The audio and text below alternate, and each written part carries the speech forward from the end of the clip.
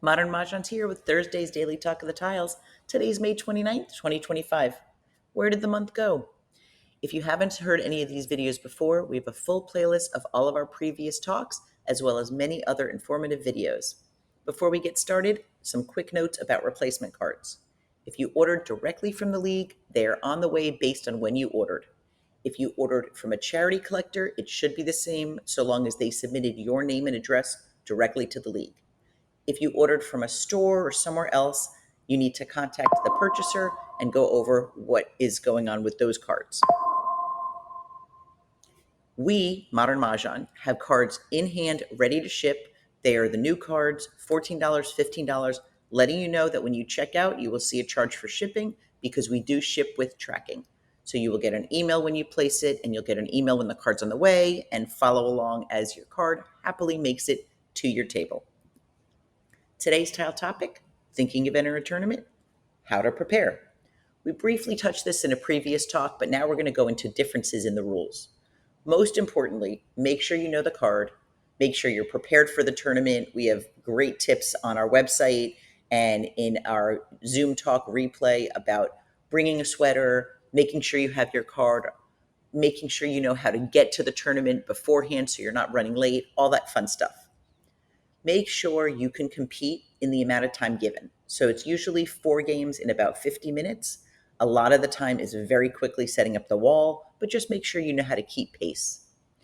We have great information available for you in many places, including our visual companion guide for American Mahjong. So are all rules and scoring the same for National Mahjong League play and tournaments? No. There's not one size fits all for rules and for scoring for both local and national tournaments. So be sure to ask for the rules in advance. Many websites have them on the website themselves, or you could send an email and ask for them to be sent, or just call and speak to the tournament director. For official home games or public games, the National Mahjong League rule is very specific on when a player is committed to a tile. And we've gone over this many different times. But a picking from the wall is when you move the tile, you move that wall pick.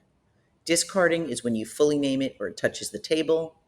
And when you're claiming a discard, you aren't committed until you place either that discard on the flat top part of your rack or you expose tiles from your rack. So now let's compare this to tournament rules. Tournament rules, the director, because there's so many people playing in one area, you have to have a more limited, and we couldn't really think of the word, but I guess stricter line. There has to be a clearer line as to when a player is committed. So here we're going to review those differences in commitment and scoring and penalties. Picking a tile, like we said, at a home game, a public game, players committed when they move the wall tile. In tournament, you are committed once you just touch that wall tile. So before you touch the tile, make sure you don't want that discard, because once you touch it, you can't say never mind and take the discard. For discarding a tile, National Mahjong League rule, you have to be fully named or it touches the table. Tournament rule, if you just say 2, you must commit. You're committed to discarding. It doesn't have to be fully named. It's just partially named or touches the table. And then when it comes to claiming a discard, this is where it's much different. Play under National Mahjong League rule, you could pick up the tile, you could hold it in the air. Tournament rule, you are committed to that tile. So be sure you want that tournament. You want that tile when you're playing in a tournament. Now, tournament rules can differ, like we said. So make sure, don't move that discard. Don't even touch it unless you know what the rule is for this tournament about whether you'll be committed. So now for scoring. In home games, if you play for money or points, the value of the card is what the winner gets. And then they get a double from at least one player if they threw the tile. It's doubled for everyone if it's self-picked by picking from the wall, or that they did a joker exchange and then that joker along with the sloping tiles gave them Mahjong. You do not get a double bonus for jokerless if it's singles and pairs, but for all other hands, you get a double if your hand is jokerless. If no one wins, there's a house rule that sometimes people pay into a kitty. Now, comparing that to tournament rules, players receive the value of the hand they win, They get either 10 or 20 points depending on the tournament, if it's self-picked, if it's jokerless. Some even give the bonus for jokerless to singles and pairs, some don't. If no one wins, all players that have a dead hand, don't have a dead hand, get 10 points. So sometimes that's really important. You'll hear the expression push for a wall game, because those 10 points could make a difference between placing.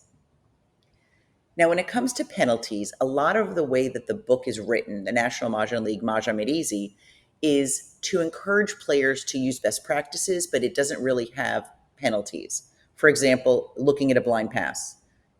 It's by definition, you cannot look at a blind pass. If you do, you might ruffle some feathers from players that might not want to play with you again, but there's no penalty to your score.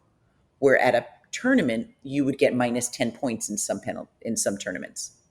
Additionally, at a home game, the penalties are really at a home game, there's no penalties, you get paid more. Where at a tournament, if you throw the winning tile, sometimes if you throw it to 0 exposures, there's no penalty. Other tournaments will give a penalty. Sometimes if it's 1 or 2, you might get minus 10 points, 3, minus 25. There's a range. Each tournament director sets that range. And it's really important that you discuss this beforehand, because some people don't like playing depending on where the penalties lie. So it really can differ how you play defensively, knowing what the penalties are for how many exposures. There's many other differences. We don't want to keep you for 20 minutes this morning, so we will continue discussing tournament play in future tile talks. Moving on to the hand of the day, we're moving to hand number 4 in the fixed section of 2, 4, 6, 8. Kong of flowers, group of singles, 2, 4, 6, 8. 2 pungs of 2s, and 2s are shown. But when you read those parentheses, any 3 suits, like pungs, any even number. So what that means is those pungs, if you choose 4 for the first pung, the second number must be 4 as well, and you must use all 3 suits. And the same goes for 6s and 8s. So we discuss how the hands are fixed, mixed, and flexible in our PDF as well as our Zoom coming up on June 5th. We talk about this and about how to read the hands. We hope you can join us. You could find out details about these on Modern Mahjong.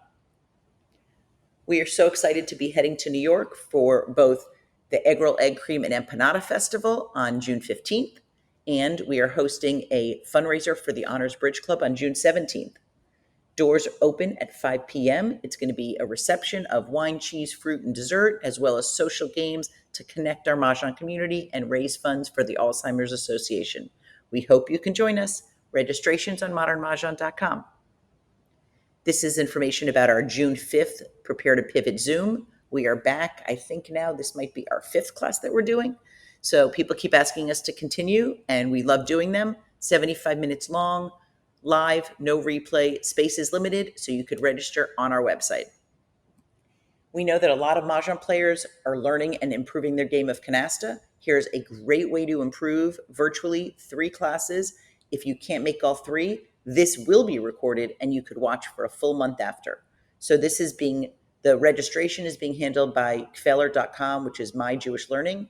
You could register with them. If you have any questions, send us an email at modernamericancanasta@gmail.com. If you have friends that want to learn to play, this is a great gift. It's a 4-part class taught by myself and Donna Kassman.